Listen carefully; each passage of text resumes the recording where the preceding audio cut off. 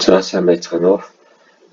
Өмнөх бичлэгээрээ бид R программыг хэрхэн компьютер дээрээ суулгах талаар бол үзсэн байгаа. Тэгэхээр энд бид хоёр зүйлийг бол хийсэн. Нэгдүгээрх нь бол R project гэдэг веб хуудаснаас R-ыг татж суулгасан. За дараа нь болохоор хэрэглэгчид илүү тохиромжтой байдлаар хувиргацсан хувилбар болох R Studio-г бол бид нэр татж суулгасан байгаа. За тэгэхээр өнөөдөр бол бид нэр R Studio-го ашиглаад за үндэсний дисктийн хорооны веб хуудасаас цахим хуудасаас серверээс нь яаж татаж оруулдаг юм бэ гэдэг талаар үзэх болно. За тэгэхээр бид нэр үндэсний дисктийн хорооныхоо веб хуудас руу орох юм бол статистикийн нэгдсэн мэдээлэл санддаг юм хуудаснаас бол эхэлж байгаа. За тэгэхээр бид нэр энэ дээр байгаа мэдээллүүдийг R руугаа тооцоол за загварын үнэлгээнд зориулж шууд оруулж ирэх юм зорилготой байгаа гэсэн. За тэгэхээр хэдүүлээ жишээ болгоод эндээс нэгийг нь оруулж үзье. Жишээлбэл одоо бид нэр мөнгө санхүү гэдэг хэсгээс нэгийг нь сонгоё тийм. Тэгэхээр энд бол нэлээд олон мэдээлэл байгаа. За яг ямар төрлийн мэдээллүүд байгаа нь бол дэлгэрэнгүй хүснэгт гэсэн хэсэгт байгаа. За энэ ерөнхий танилцуулга байна. За мөнгө санхүүгийн салбарын ерөнхий танилцуулга гэж байгаа. За энэ бас газрын зураг гэсэн юм хэсэг. Тэгэхээр бидний үндсэн мэдээлэл авдаг хэсэг болвол энэ дөрвөн үндэснээс бол хүснэгт гэсэн хэсэг байна. За хүснэгт рүүгээ харахаар бидний дээр бүлэг болоод мэдээж мөнгө санхүүгийн бүлэг байгаа. За тэгээд энэ мөнгө санхүүгийн бүлэг дотор байгаа нийт хүснэгтүүдийн мэдээлэл байгаа. Тэгэхээр энэ хүснэгт болгоны дотор бол маш олон мэдээлэл байгаа гэсэн. За мөн энэ дээр бол хамгийн сүүлд мэдээлэл шинжилсэн хугацаа гэсэн ийм баг нь байгаа. Тэгэхээр энэ үндэсний статистикийн хорооны маань үндсэн ажил бол Монгол Улсын нийгмийн эдийн засгийн холбоотой статистикийг бол үнэн зөв за цаг тухайд нь бол ингэж олон нийтэд цуглуулж боловсруулж нийтэлж явах ийм үүрэгтэй бол байгуулга байгаа. Гэхдээ бид нар бол өнөөдрийн хичээл дээр яаж татхаасаа гадна за мөн ямар зүйлүүдийг бид нэр анхаарах ёстой юм бэ? Энэ статистикийн орноос авсан өгөгдлийн санга гэдэг талаар бол бас чухал дуртад тусах юм байна. За тэгэхээр эндээс жишээлбэл бид нэр нэг мэдээллийн сангийн сонирхч үзье тийм. Жишээлбэл гадаад валютын ханш гэж байна. Тэр гадаад валютын ханш гэж нээхээр үндсэндээ ийм дөрвөн баг нь харагдаж байна. Тэгэхээр энэ дээр бол валютын нэрүүд байна. За дараа нь болохоор хугацаа сараар гэж байна. Хугацаа жилээр гэж байна. За тэгэхээр харагдах төрөл гэсэн юм байна. Тэгэхээр харагдах төрөл дээр бол бидний мэдээж бол хамгийн их мэдээлэлтэй хүснэгтийг нь ашиглана. За дараа нь энэ байгууллагын өөрсдийнхний мэдээлэл дээрээ талгуурлаад дүрслэлсэн энэ шугамн багнан талбай дугуй тууцсан гэх мэт графикууд байна. Тэгэхээр үндсэн мэдээлэл бол энэ хүснэгт хэлбэрээр байгаа гэдэг нь мэдээж ойлгомжтой байна тийм. За тэгээ энэ бол яг ямар төрлийн зүйлийг бид нэр цуглуулж байгаа юм, ямар стандартаар тулгуурлаж байгаа гэдэг бол дэлгэрэнгүй мэдээлэл бол байгаа. За энэ дээр бол 2000 за энэ бол төрөний юун дээр бол өөр байсан. Тэгэхээр энэ дээр бол шинжилгээгүй орхигдсон байна. За их сурвалж бол Монгол банкнаас за тэгээ энэ бол аргачлал бол ийм Монгол Улсын үндэсний статистикийн хорооны ийм гаргасан аль бие усны аргачлалаар бол гаргасан юм байна. За тэгэхээр валютаа харах юм бол бид нэр энэ дээр гадаад валютын ханш сарын дундч гэдэг чинь. За тэгэхээр энэ бол нэг чухал мэдээлэл бол биш баг. Тэгэхээр олон валют байгаа. Тэгэхээр энэ олон валютын дунд чинь ямар ач холбогдолтой юм бэ гэх юм нэг тодорхойгүй. Тэгэхээр ороод үзэх юм бол энэ дээр нэг хэрэгтэй мэдээлэл байхгүй. Их тохиолдолд хоосон. Зарим газар бол нэг гэсэн юм ганцхан байна. За тэгээд Монгол Улсын эдийн засгийн холбоотой ийм чухал нөлөөтэй 7 үндсэн валютын нэр байна. Тэгэхээр доллар байна, Америк доллар, евро, рубль, юан, солонгосын вон, Японы йен, английн фунт. За тэгэхээр энэ дээр болохоор хоёр төрлөөр байгаа. Нэг нь болохоор энэ сарын дундаж гэж байна. За дараа нь болохоор бид нар энэ сарын эцсийн ханш. Тэгэхээр 1 сарын 31 бол 31 нэр. За 2 сарын 28 бол 28-ны ханш, 2 сарын 28-ны ханш гэсэн. За энэ бол сарын өдрүүдийн дундаж ханш гэсэн үг бол байгаа. Тэгэхээр энэ дээр мөн адилхан гадаад валютын сарын гэдэг ерөнхий нэг ханш байна. За тэгээд манай 7 валют юм. мэдээлэл байна. Тэгэхээр бид нар бол үндсэндээ нэг 7-7-оор бол хуваагдсан. Нийтдээ бол 14 ийм валют байгаа. Валютын ханш байгаа байна. Тэгээд эхний бүлэг нь болохоор сарын дунджих, дараа нь болохоор сарын эцэг гэсэн юм. За тэгэхээр бид нар R руу өгөгдлөө оруулахын тулд энэ статистикийн байгууллагаас гаргаж байгаа энэ форматыг нь маш сайн анхаарах хэрэгтэй. За тэгэхээр бид нар энэ дээр бол харагдах төрөл гэдэг бол бидний хувьд бол үндсэндээ дандаа хүснэг татгаж байгаа учраас энэ бол бид нар даган за талбай шугамн энэ графууд бол бид нар байхгүй учраас ерөнхийдөө бол энэ хамгийн сүүлчийн баг нь бол ямар ч нэг мэдээлэл биднэрт өгөхгүй юм гэсэн байна. Тэгэхээр бид нар үргэлж хүснэгт бол татна. За дараагийн юу анхаарах зүйл бол энэ дээр хоёр хугацаа гэж байгаа. Тэгэхээр хугацаан дээр хоёр юм баг барилцсан байна. Тэгэхээр ерөнхийдөө бол бид нар хугацааныхаа давтамжийг нь R дээр заагаад өгчих учраас энэ дээр бол ерөнхийдөө энэ хоёрыг бол нэг мэдээлэл гэж ерөнхийдөө ойлгочих болно. За тэгэхээр энэ дээр чухал мэдээлэл бол хугацаанаас гадна үндсэн мэдээлэл агуулж байгаа юм нэг л баг нь байна. За энийг бид нар одоо жишээлбэл ерөнхий бүх мэдээллийн санд байгаа энэ файлын санд байгаа бүх мэдээллүүдийн хувьд болохоор нэг нэрээр нэрлэчихье гэж бодъё л да. Тэгэхээр энийг зөвхөн валют гэж нэрлэхгүй те. За тэгэхээр эхний мэдээллийг бид нар код гэж нэрлэчихье. За дараагийн мэдээллийг код 1. За дараа нь дахиад мэдээлэл авах юм бол энэ дээр өөр баг байж ах юм бол те код 1 гэж нэрлэчихье. Дараа нь дахиад нэг баг байж ах юм бол код 2 гэж нэрлэчихье. За дараа нь ингээд хугацаанууд бол байгаа юм хэсэгт те. За хамгийн сүүлд нь бол харагдах төрлөө. Тийм ерөнхий өгөгдлийн хувьд бол ийм хэлбэртэй байна гэж үзэж байна. За тэгээ бид нар бол энийг мэдээж бол сонирхож үзэж болно те. Тэгэхээр би бол бүгдийг сонгочих. За би сараар хамгийн өндөр татамжтай наривчлалтай өгөгдлийг нь харъя гэж бүгдийг сонгоод үзчих те. Би одоо энэ дээрээс одоо эрдийн хэрэглэгч байсан бол хүснэгтийг нь сонгож авах. Тэгэхээр би бол магадгүй нэг өөрөө тооцоол судалгаа боловсруулалт хийх гэж байгаа учраас би хүснэгтээр авах сонирхолтой байж магадгүй те. За тэгэхээр энэ дээр бол бидний өгөгдөл маань ингэж харагдаж байна. Тэгэхээр гадаад валют бол баяоны 1 сараас эхлээд хоошоо байгаа юм байна. Тэгэхээр энэ бас социализмын үед бид нэр мэдж байгаа те. Тэгэхээр альва бараа бүтээгдэхүүн тогтмол чөлөөтэй ханшийн тогтолцоо гэдэг зүйл бол хэвтрээгүй байсан үе гэсэн. За ингээ валют бол өсөөд зөвхөн Америк долларыг байгаа юм байна. За тэгээд хойшоо бүх юм бол энэ бол хэмжих чи төгрөгөөр илэрхийлэгдсэн Америк долларуудын ханш. За тэгэхээр 2020 оны 2 дугаар сард бол 1 Америк доллар 2756 төгрөг байгаа юм байна гэсэн зүйлийг харж болж байна. За тэгээд бид нар ингээд юугаа харах юм бол өгөгдлөө харах юм бол за мэдээж бол 1980 он бол нэлээд дээр харьцан сүүлийн үеийг харъя те. Тэгэхээр 97 магадгүй 98 он бас хойш бид нар бол мэдээлэл авахыг сонирхож байгаа гэж бодъё л да. Тэгэхээр энэ өгөгдлөө ингээд анзаарах юм бол бид нар зарим газар нь бол зарим хүснэгтийн нүхэнд бол өгөгдөл бол байна. Заримд нь болохоор хоосон дутуу байна гэсэн үг тийм. Тэгэхээр бид нар бол энийг өгөгдлөө татахдаа дараа нь бид энийг бол ашиглаж болохоор хүснэгтэлж авах хэрэгтэй. Тэгэхээр бид нар энийг бол анзаарах хэрэгтэй. Энэ бол манай өгөгдөл бол хэрвээ бид нар бүгдээрээ бүтэн байсан бол энэ бол төгс өгөгдлийн цуглуулга гэж үзэж болно. Гэтэл бол манайх зарим нь хоос учраас энэ өгөгдөл дутуу байх тийм учир дутагдaltaй байгаа гэдэг бид нар одоо хаарлаг оруулж ирэхдээ тэр онцлогийг нь бол бодолцсноо гэсэн үг болж таарч байна. За.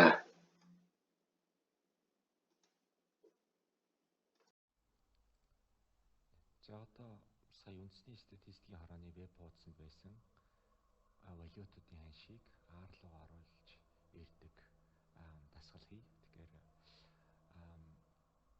иргэн нөгөө R-ыг суулгасан хэсгээ сануулах юм бол бид нар энэ R маань үндсэн төрөв хэсэгтэй байна. Консолийн хэсэг, за бидний үндсэн одоо програм бичигдэх source гэсэн хэсэг, за санах хойд маань ямар объектууд байгааг харуулдаг энэ хэсэг. За мөн командын програм гэсэн үндсэн чухал хэсгүүдийн нэг байна. За дараа нь болохоор энд манай R студиод суучихсан байгаа багцуудын мэдээлэл явуулсан хэсэг байна. Энэ package гэдэг энэ табын доор гэдэг бол энэ R програмыг хамгийн хүчтэй болгож байгаа нэг хэсэг. Тэгэхээр багцуудыг хүмүүс мэргэжлийн байгууллагууд бичээд за түүнийг нь болохоор хэрэглэгчид татаж авч компьютер дээр суулгах боломжтой байдаг. Тэгэхээр анх R Studio суугаад цаанаасаа бол ийм 20 гаруй багцууд бол суудсан ирж байна. За эдгээр нь болохоор энэ ямар агцууд нь болохоор нэм гэдэг энэ багны доор бол байгаа. За багцуудын товч тайлбар нь болохоор юм. За тэгэхээр энэ интернет дээр байгаа R-ын багцуудын тоо бол байнга өсөн нэмэгдэж байгаа. Тэгэхээр тэдгээрийн нэг нь бол манай үндэсний статистикийн хорооны хөгжлийн санг R-л оруулж ирдэг тэр багц байгаа юм. За багцыг бол бид нэр install гэсэн югаар нь бол сонголтоор бол хийж болно. За мөн энэ консоль дээр команд бичиж болоо суулгаж болно. За суулгацны дараа бол энэ урдталтанд байгаа энэ нүднүүдэд хэрвээ зөвийн тэмдэг байх юм бол уг багц бол санах бод идэвхтэй байна гэсэн үг. За тэгэхээр эхний багц бол идэвхтэй, хоёр дахь багц бол идэхгүй байна гэсэн үг байж таарч байгаа. За тэгэхээр хэдүүлээ командын мөрөнд нь одоо бидний ашиглаж байгаа багцыгаа бичиж. Тэгэхээр install гэж бичгээр бидэрт одоо жишээл юу гэж бичих гэж магадгүй вэ гэдээ манай R-аас бол биднэрт санал дэвшүүлж байна. Тэгэхээр эдгээрээс би одоо жишээл хамгийн ихнийг нь ашиглаж байгаа учраас за энэ хулганаараа идэвхжүүлж хагаад за сумаараа идэвхжүүлж хагаад tab гэдэг товчийг нь дарчин. За тэгэх юм бол энэ дээр хаалтан дотор ямар нэгэн багцын нэр бол бичих юм байна гэсэн зүйл бол ойлгогдож байна. За багцуудыг бид нар дандаа энэ тодорхойлох цэгийн хооронд бол бичдэг. За тэгэхээр энэ дээр NSO 1212 гээд бичээд за тэгээ бид нэр одоо энтер дарах юм бол за интернетээс тухайн багцыг бол татж өгч байна. За ингээд багц маань бол татагдчихлаа. Тэгэхээр одоо байгаа багцуудын дунд бол NSO 1212 ороод ирлээ. Тэгэхээр одоо бид энэ багцыгаа идэвхжүүлнэ. За идэвхжүүлэхийг бид нар бол номын санхийг уншуулах гэж зарим хүмүүс бол ярьдаг. Энэ library гэдэг зүйл байгаа.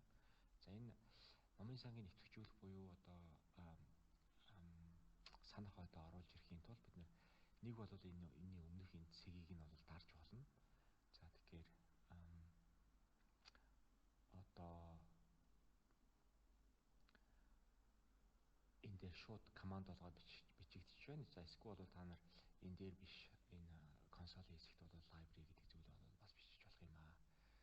За ямар нэгэн багц сонгосны дараа тухайн багц юу хийдэг талаар бол бид нар энэ тусламжийн хэсгээс нь байнга бол харж явах хэрэгтэй. За тэгэхээр одоо тэрийг нийтүүлээ харъя. Тэгэхээр би энэ дээр асуултын тэмдэг бол тавьдаг. Тэгэхээр юуны тухай асуух гэж байгаа юм бэ? За тэгэхээр энэсөө гэж бичгээр бол энэ дээр юуны тухай асуух гэж магадгүй вэ гэдгийг нь бол компьютер өөрчлөлтөнд таагаад санал болгож байна. За тэгэхээр үнэхээр би энэсөө 1212 гэдэг багцын тухай мэдхийг хүсэж байгаа бол энэ tab гэдэг товчийг нь бол дараад гүйцээж хийнэ гэсэн үг. За тэгэхээр энтер дарахаар энэ бол Монгол Улсын статистикийн хорооны өгөгдлийн санг татж өгдөг багцаа агцсан байна. За тэгээд зохиогчийн нэр байна. За мөн энэ дээр бол хэдэх хөлбөр ингээд индекс гэсэн юм хэсэгтэй. За индекс гэдэг нь бол нэлийн чухал юм хэсэг юм байна. Тэгэхээр хэдүүлээ дарах юм бол илүү дэлгэрэнгүй мэдээлэл бол авч болж байна. За энэ багц юу хийж өгдөг талаар энэ дээр илүү дэлгэрэнгүй мэдээлэл. За мөн ямар төрлийн командууд байгаа вэ гэдгийг нь бол энэ дээр бол харуулж байна. За тэгэхээр энэ дээр үндсэндээ ийм 7 төрлийн команд байна. Тэгэхээр одоогоор бид нэр хамгийн ерөнхий мэдээлэл авах гэж байгаа тохиолдолд за энэ all гэдэг зүйлийг нь бол сонгох нь зүйтэй. Тэгэхээр all tables гэдэг нь болохоор үндэсний статистикийн хорооны тэр бүх хүснэгтүүдийн талаарх мэдээлэл бол өгөх гэж байгаа гэсэн зүйл юм аа. За тэгэхээр энэ команд нь болохоор юу хийдэг вэ гэхээр за өгөгдлийн бүх мэдээллийг бол гаргаж өгнө үндэсний статистикийн хорооноос. За формат нь ямар байдаг юм бэ гэхээр all гэдэг доогор зураас tables байна. За энэ бол data frame буюу одоо өгөгдлийн хүрээ гэж нэрлэх юм уу? Энэ бол тухайн хүснэгтэнд байгаа бүх мэдээллийг гаргаж өгдөг. За хүснэгтэлсэн ийм юу үр дүн өгнө. За энэ бол дараах бүтцтэй гэж хэлж байна. За энэ болохоор юу өгөх вэ гэдэг row num list ID одоо хэддүгээр хувьсгчийн ID-н. За тэгээд энэ болохоор хүснэгтийн дугаар гэж байна. За хүснэгтийн нэр бол монгол хэлээр, хүснэгтийн нэр англи хэлээр. За хэмжих нэгж. За мөн энэ дээр бусад мэдээлэл бол байгаа. Тэгэхээр одоо бид нар эндээс жишээлбэл яг юу хийдгийг нь харахын тулд энэ жишээнүүдийг нь бол ажиллуулад үзэх хэрэгтэй. За тэгэхээр энэ дээр 3 мөр команд байна. Тэгэхээр би эндээс зөвхөн эхнийхийг нь ажиллуулж үзье тийм. За copy хийж чад. За энэ дээрээ тавья.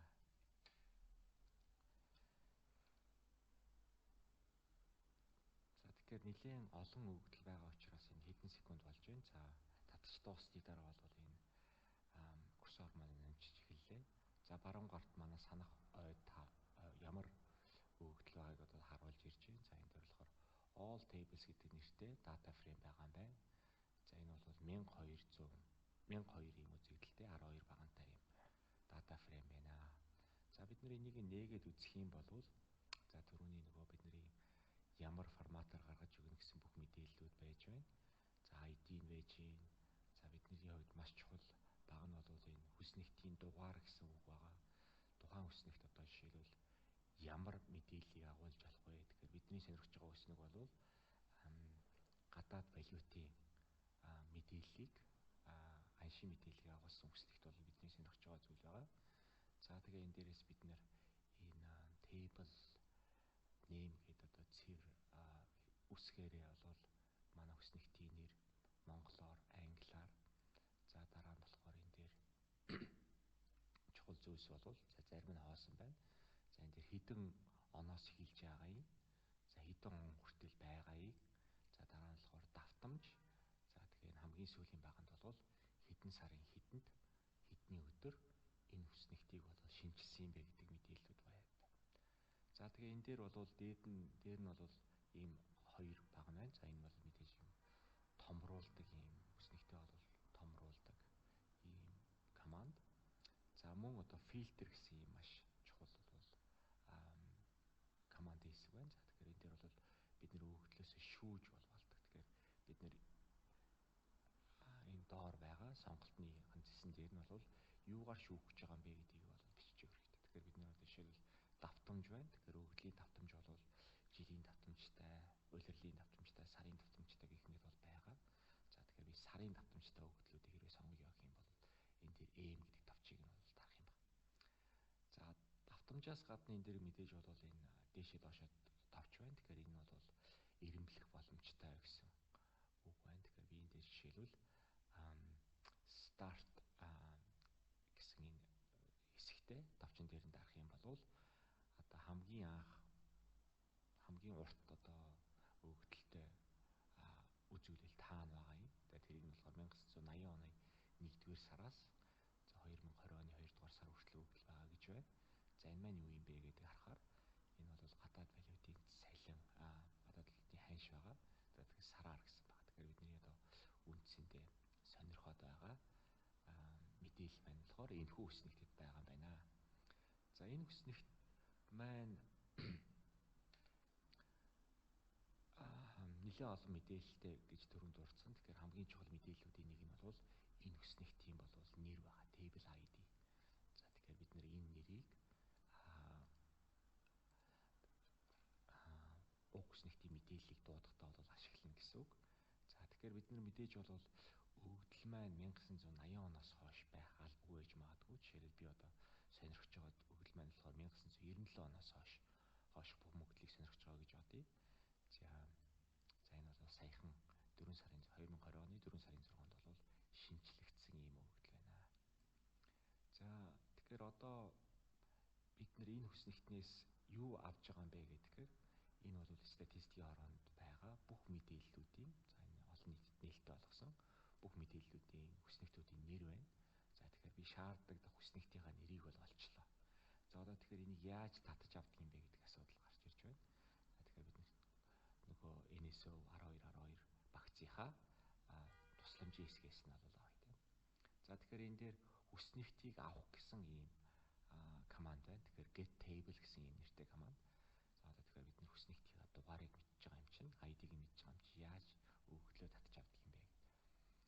тэгэхээр command маань болохоор аргумент хэсэгтэй. За энэ хаалтан дотор байгаа аргумент хэсэг гэж нэрлэдэг байгаа. Тэгэхээр ямар мэдээлэл авдаг юм бэ гэхээр за бидний саяны дөнгөж хатгалчихсан байгаа үснэгтийн маань бол ID байх хэрэгтэй. За энэ болохоор характер буюу одоо ийм тоо үсэг холилдсон. За энэ бол тоон бол юу зүйл биш юм байна. Тэгэхээр үсгэн ийм дараал байх юм байна. Тэгэхээр энд бол нэр тоо үсэг холилдсон. За дараа нь бид нар болохоор period гэсэн ийм аргумент байгаа юм байна. Тэгэхээр энэ бол хугацаа гэсэн үг. За энэ болохоор мөн одоо аргумент болгож авахдаа энийг бол үсгэн вектор гэж авч үзэх юм байна. За мөн код 1, код 2 гэсэн ийм үсгэн векторуудын аргументуудыг авч болно. За хэрвээ энэ аргументтай өгөх юм байхгүй байх юм бол энэ дээр null гэж бичиж болд юм байна. Эсвэл угаасаа энэ код 2 гэдэг жишээлбэл байхгүй болвол бид энийг бичихгүй бол бас орхиж болно. За үр дүнд нь юу гардаг юм бэ гэдэг энэ дээр бичсэн байна. Тэгэхээр энэ бол статистикийн үснэгт байх юм байна. Төрөл нь болохоор data frame буюу одоо үндсэндээ мөр багнуудтай. За тэгэхээр бид матриц толгоонд орж байгаа.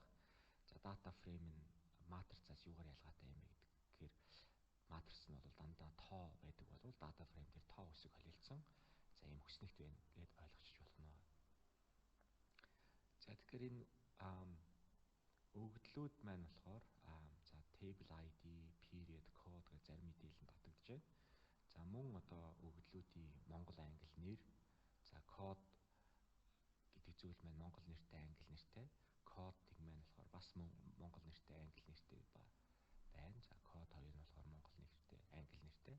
За хамгийн чухал хэсэг бол энэ бол өгөгдлийн утга гэсэн юм байна. Тэгэхээр бид нарын янз бүрийн багнуудтай тэгэхээр хамгийн сүүлд нь бол манай тоон өгөгдөл маань бол байдаг юм байна.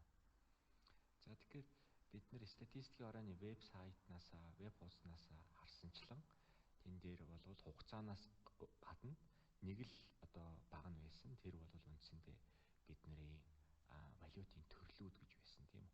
Тэгэхээр бидний хувьд болохоор мэдээж өгөгдөл маань олон төрөлтэй байж болно. Тэгэхээр зөвхөн валютын ханшаас гадна одоо өөр хоёр дахь багнаар өөр нэг төрөл заасан байх юм бол бид нэр энэ код 1, код 2 гэх мэтийг нь ашиглаж болно. За одоогоор бол бид нэр зөвхөн код 1 байгаа гэдгийг бол анхаарах хэрэгтэй.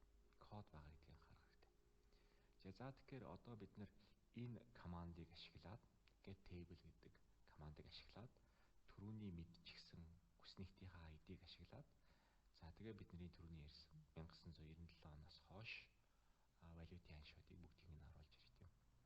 За энэ дээр би урьдчилаад бол энэ програмын хэсэг дээр бол бичсэн байна. Тэгэхээр энэ миний програм бол нээхээр энэ хідэн анхааруулгыг бол автоматар өгч байна. За тэгэхээр энэ дээр энэ програмыг ажиллуулахад дараахын багцууд шаардлагатай байна гэдгийгсэн байна. Тэгэхээр би бол энийг бүгдийг нь инсталл хийчихье.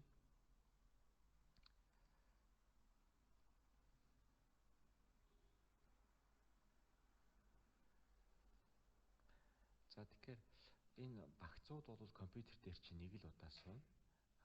Нэгэнт суудсан багцыг бол та нар ашиглах болгондоо идэвхжүүлнэ. Өөрөөр хэлбэл номын самгийн идэвхжүүлнэ гэсэн үг бол таар. За энэ дээр юу хийдэг багцууд вэ гэхээр эхний мөрийг нь бид нар бол таньж байгаа байх. За энэ бол үндэсний статистикийн орооны өгөгдлийг татдаг багц байна. За дараа нь болохоор SpotStat гэдэг статистикийн за тоон өгөгдлийг боловсруулахад маш ашиглагддаг ийм багц байна. За дараа нь болохоор Zoo гэдэг ийм хугацаанд цуваа өгөгдөлтэй ажиллахад зориулагдсан багц байна. За дараа нь болохоор энийг бол нэрээс нь бараг тааж байгаа баг. Энэ бол write to Excel гэсэн ийм багц байна. Тэгэхээр Excel-ийн файл руу энэ R-ийнхаа өгөгдлийг бид нар бол экспортлох сонирхолтой байх юм бол энэ багцыг бид нар бас ашигладаг. За 5 дахь мөр бол энэ санах ойгоо бол цэвэрлэх юм байна. За 6 дахь мөр бол бидний түрүүн олчихсон манай гадаад валютын ханшуудыг агуулж байгаа хүснэгтийн нэр байна, ID. За тэрийг бид нар бол нэр гэж нэрлэсэн юм байна.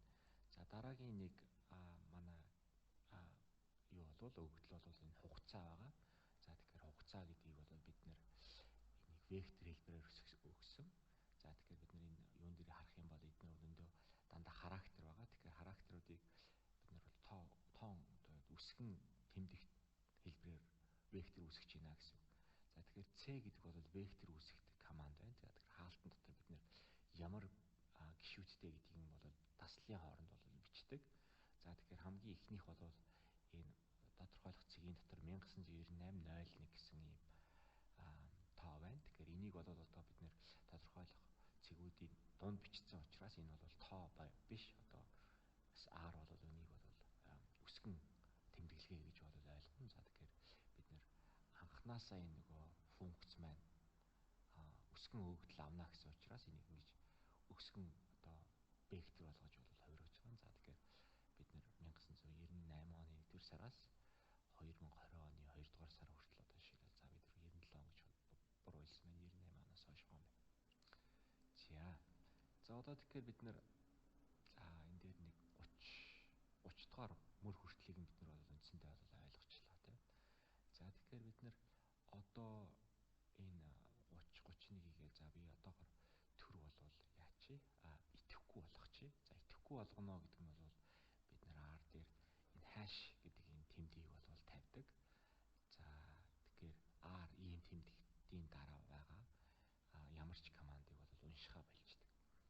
За тэгээ бидний команд бол get table гэсэн функц шалгах юм байна. За table энэ функцийн аргументууд нь бол table ID гэдэг зүйл нь бол нэртэй тэнцүү. За period гэдэг аргумент нь бол бидний зааж өгсөн үүсгэсэн хугацаа гэсэн вектортай тэнцүү.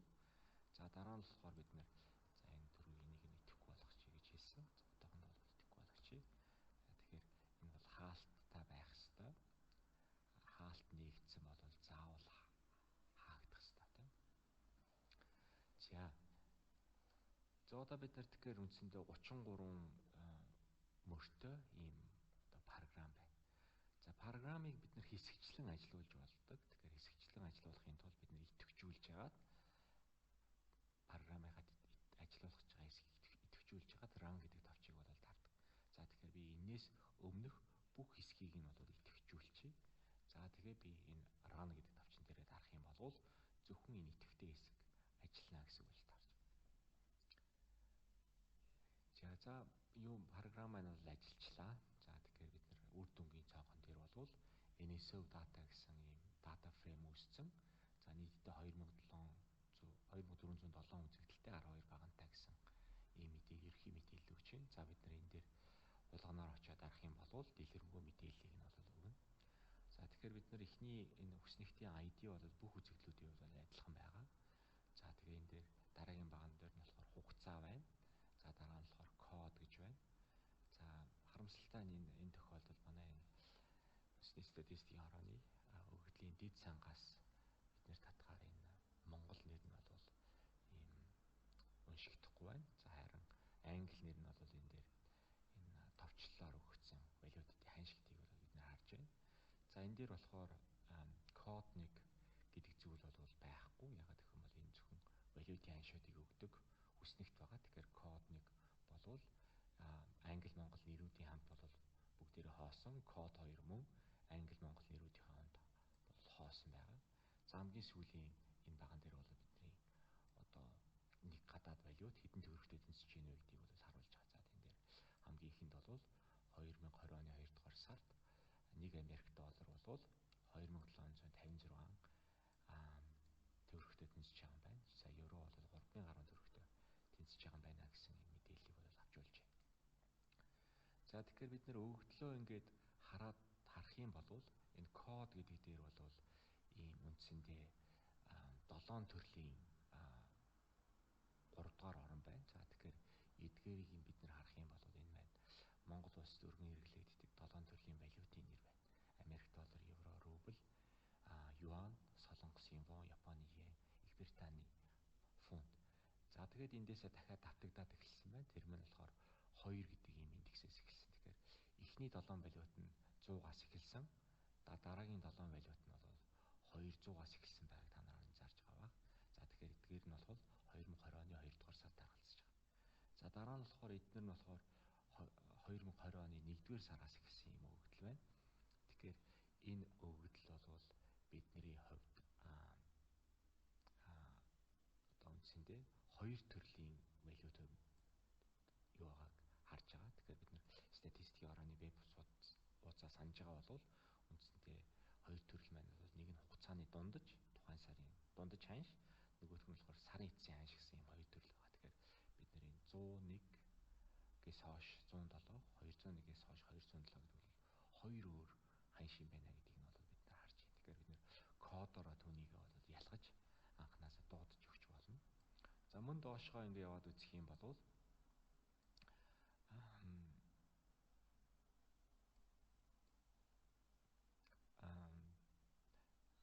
хаана одоо хамгийн их эзэнээс эхэлж байгаа нь биднэрт харагдаж байна. За тэгэхээр энэ бол хамгийн ихний энэ хугацааны их юм байсан ханшууд бол эндээс харагдаж байна тийм.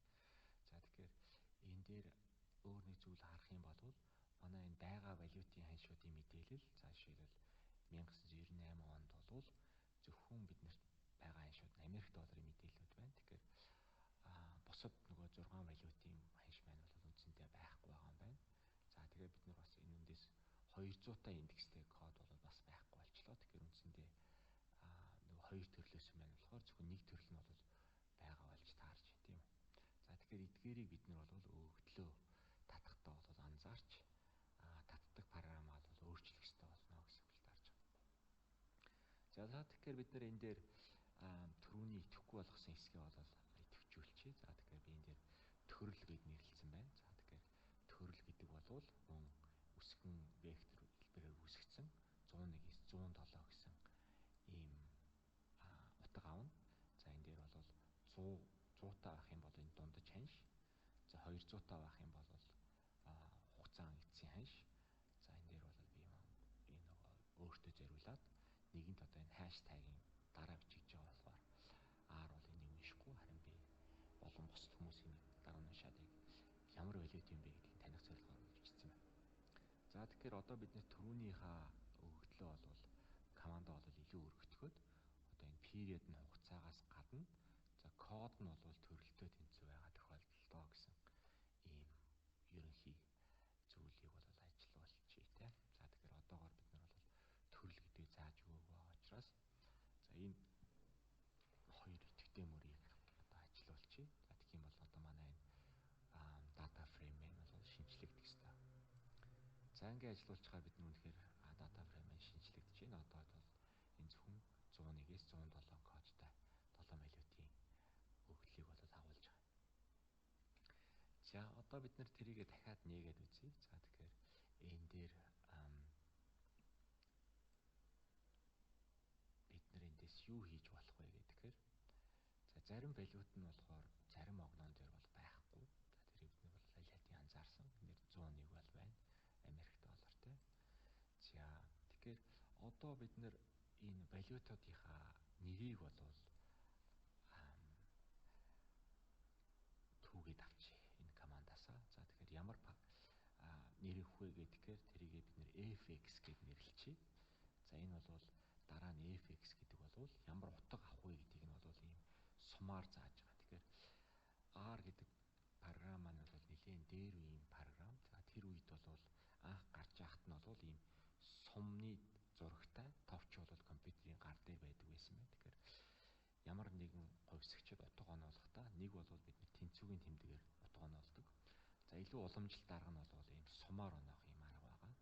За тэгэхээр арай илүү агсан төвшөнд ороод ирэхээр R-ыг хэрэглэх бид нар энэ сумаар утга оноох энэ эсвэл тэнцвүүгийн тэмдгээр утга оноохын ялгааг нь ойлгодог болон за одоохондоо бол бидний хувьд нэг ялгаа өгөхгүй байна. За дараа нь энэ команд бол unique гэсэн команд байна. Тэгэхээр давтагдсан утгатай ийм вектор гараад ирэх юм бол энэ бол зөвхөн тэр давтагдсан хэсгүүдийг нь устгачдаг. За тийм цор ганц утгатай байхаар бол товчилж өгдөг, цомготгож өгдөг ийм команд байна. За дараагийнх нь хаалтан дотор байгаа хэсэг бол за энэс өв дата гэдгийг бол та нар санаж байгаа бох. Бидний түрүүний оруулаад ирсэн дата фреймийнхаа маань нэр байгаа. За дараа нь бол долларын тэмдэг байгаа. За тэгэхээр долларын тэмдгийн дараах зүйл бол дата фреймийн ямар багна вэ гэдгийг нь бол зааж өгч байгаа. За тэгэхээр энэ бол англи нэр дээрх одоо ийм нэр байгаа. За тэгэхээр бид харах юм бол screen ink гэдэг бол эднийг бол бидний бүгднийг дуудаж байгаа. За давтагдсан хэсгийг бүгдийг устгачаар үндсэндээ бол 7 валютын нэр маань болохоор FX гэдэг энэ вектор дотор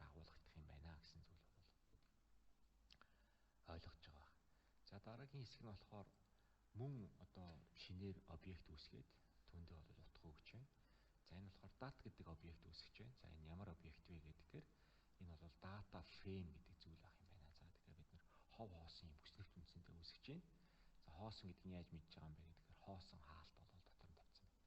За одоо бид нар энийг дүүрэх зорилготой байна. Тэгэхээр дүүрэхдээ бид нар яаж дүүрэх вэ гэхээр мөрүүд нь бол бидний огноо байна. 1998 оноос 2020 он хүртэл за давтагдахгүй нэг сар зөвхөн нэг мөр байна. За багнууд дээр болохоор манай 7 байлгад байх юм байна. Тэгэхээр үүнийгээ бид нар бол давталтын команд ашиглаад бол хийх зорилготой байна. За энэ for гэдгийг бид нар бол давталтын програм гэж нэрлэдэг, команд гэж нэрлэдэг. Тэгэхээр энд 2 байна. За эхлүүлэхдээ бид нэр энэ I доогуур зураасыг бол энэ тэгтээ тэнцвүүлсэн байна. За энэ бол бидний саруудын дугаарыг өгөх юм байна. Тэгэхээр бид нэр саруудын 1-р сар бол 1998 оны 1-р сартай. За I доогуур зураас 2 гэдэг утга авах юм бол энэ бол дараагийн сар гэх мэтчлээ. За тэгэхээр бид нэр энэ юугаа ашиглаад, энэ скаляраа ашиглаад бид нэр матрицынхаа үндсэндээ нөгөө хүснэгтийнхаа мөрүүдийг нь болохоор хэлэх гээд байна. За тэгэхээр бид мөрүүд дээр бол for гэдэг бол I гэдэг ийм юутай объект юугаар бол скаляраар бол давтагдана. За тэгэхээр энэ гэдэг нь болохоор энэ дараагийн хэсэгт байгаа зүйлсийг нэг нэгээр нь давтна гэсэн үг. Тэгэхээр бид нар бол хугацааг хугацаа гэдэг вектор маань бол аль хэдийн үүссэн байгаа. За энэ бол нэлийн том вектор. Тэгэхээр энэ векторуудын нэг элементүүдийн хувьд, элемент тус бүрийн хувьд бид нэр тооцоол хийнэ гэсэн үг болж таарж байгаа. За тэгэхээр тооцоол хийхдээ бид нар бол элемент тус бүрэн дуудагдахын хэрээр бид нэр түрүүнийхээ тэгтээ тэнцвүүлсэн I гэдэг I доогуур зураас вектор бол нэгээр бол өсгөх юм байна. За тэгэхээр энэ маань болохоор үндсэндээ тоологч маягийн юм бол хийж өгч байна гэсэн үг. За дараа нь бид нар яг адилхан зүйлийг бол валютынхаа ханшийн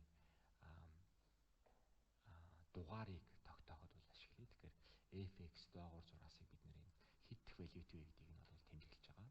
За тэгэхээр 0-оос эхлүүлчихье.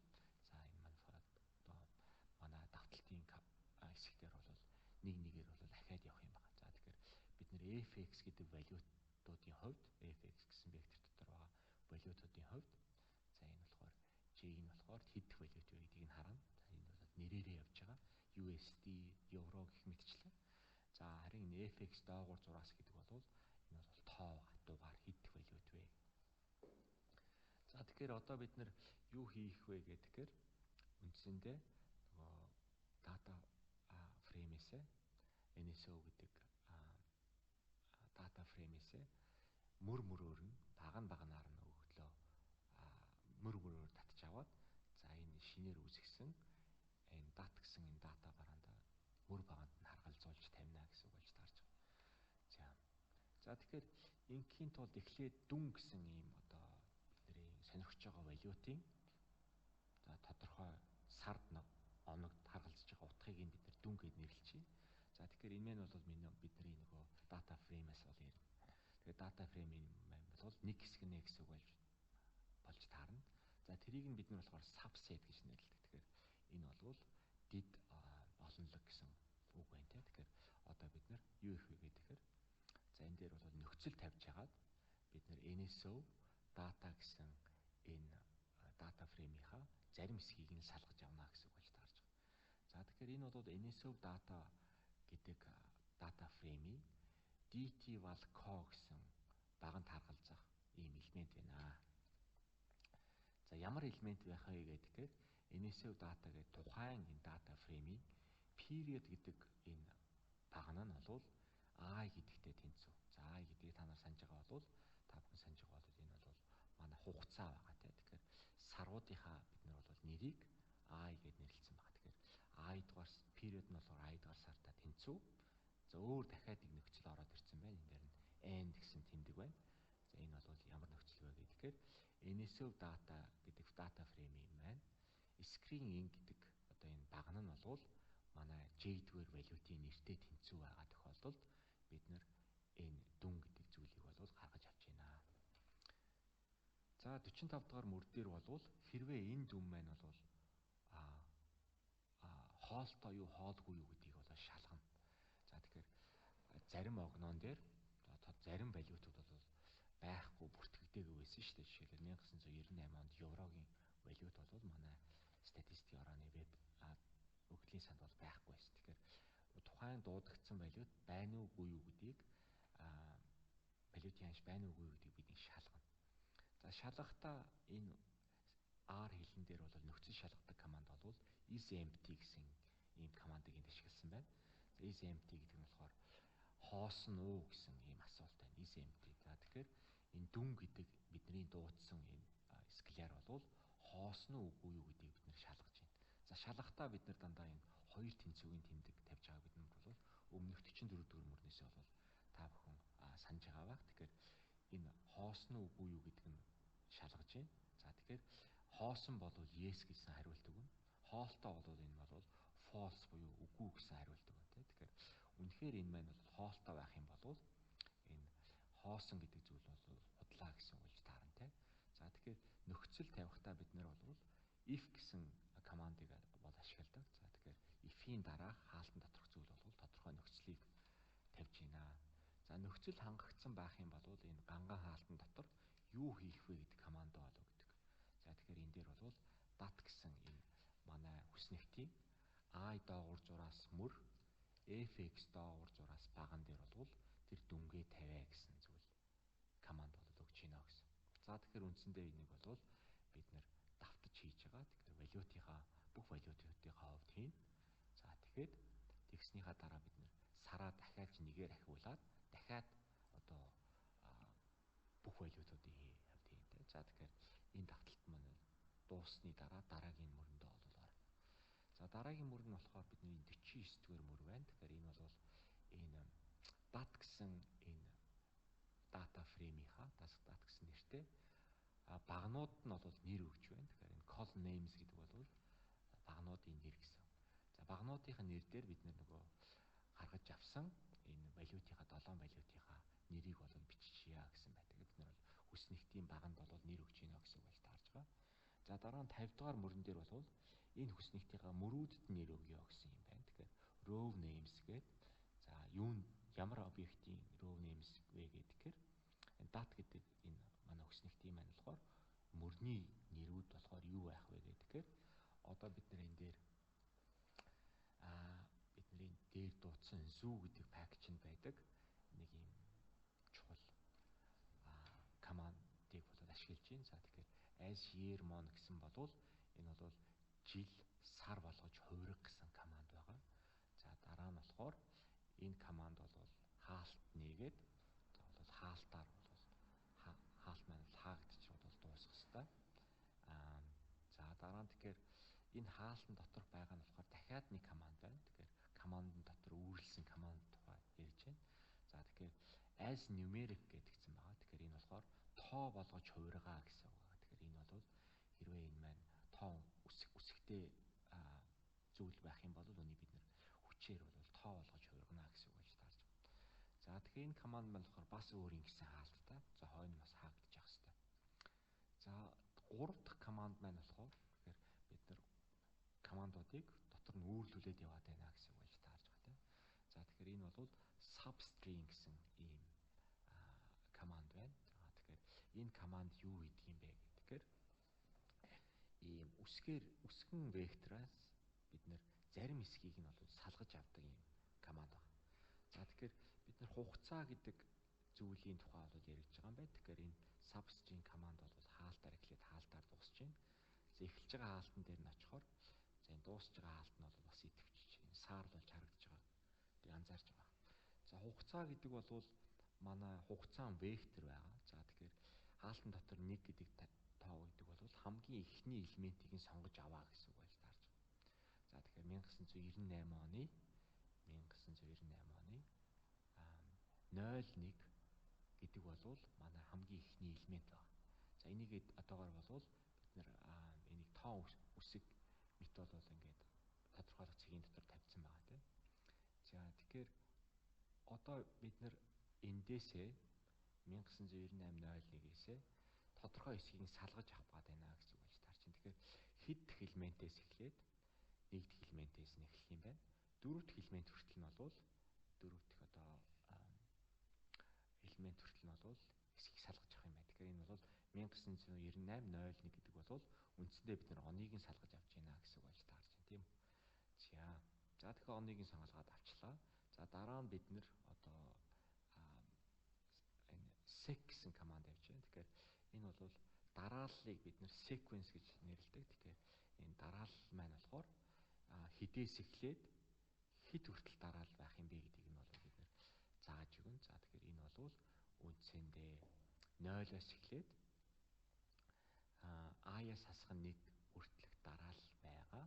За тэгэхээр i доогуур зураас гэдгийг санах юм бол бид нэр энэ 38 дахь мөрөн дээр бол 0-оор эрхэлж ийсэн.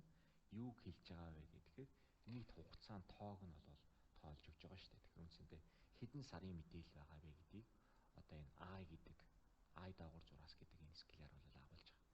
За тэгэхээр 0-оор эрхэлсэн юм чинь за энэ бол i биш, i доогуур зураас биш, i доогуур зураас хасахад 1 гэсэн юм зүйл болж байгаа.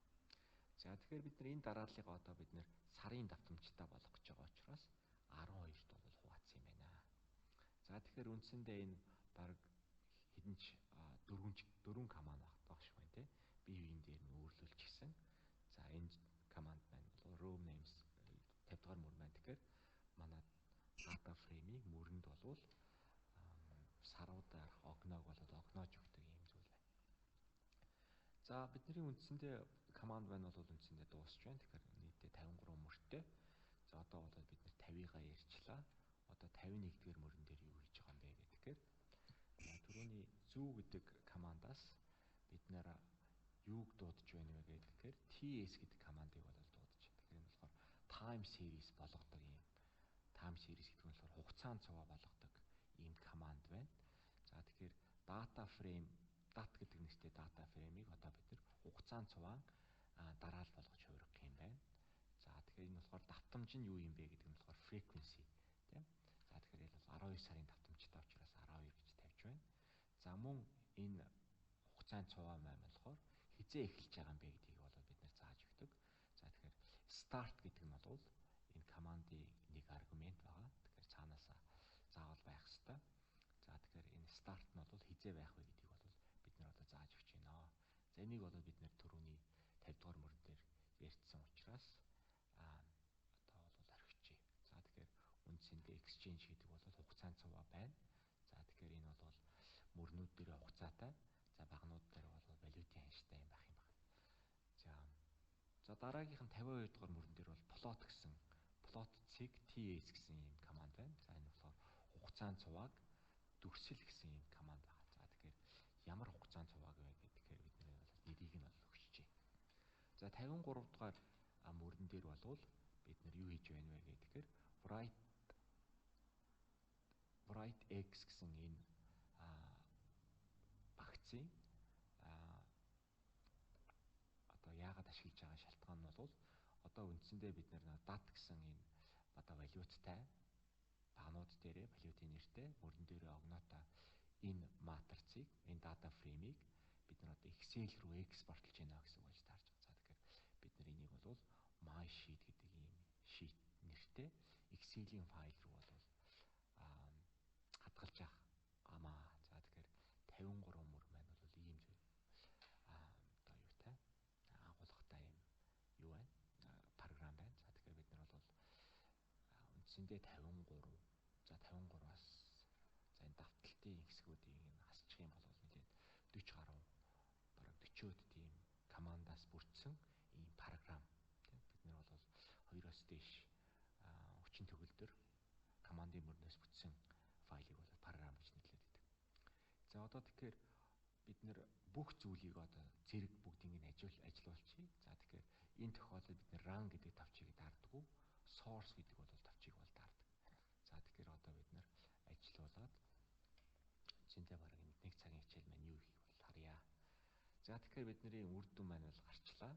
За тэгэхээр энэ компьютерийн чинь ямар фолдерт Excel файл үүссэн бэ гэдгийг бол хэлж өгч байна. За тэгэхээр энэ бол temporary буюу төр зүрийн фолдер хэрвээ та нар энэ дээр замыг нь зааж өгөх юм бол тэр дуртай фолдерт чинь дуртай хавцанд чинь бол Excel файлыг чинь үүсгэж өгнө.